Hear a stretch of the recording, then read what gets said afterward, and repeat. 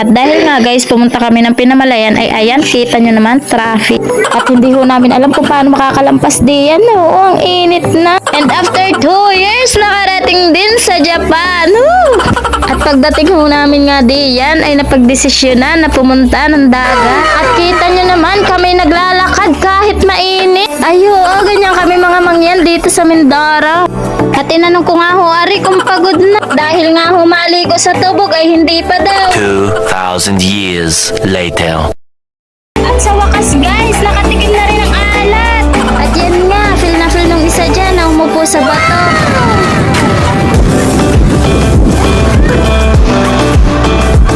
Abay, feeling nasa Boracay.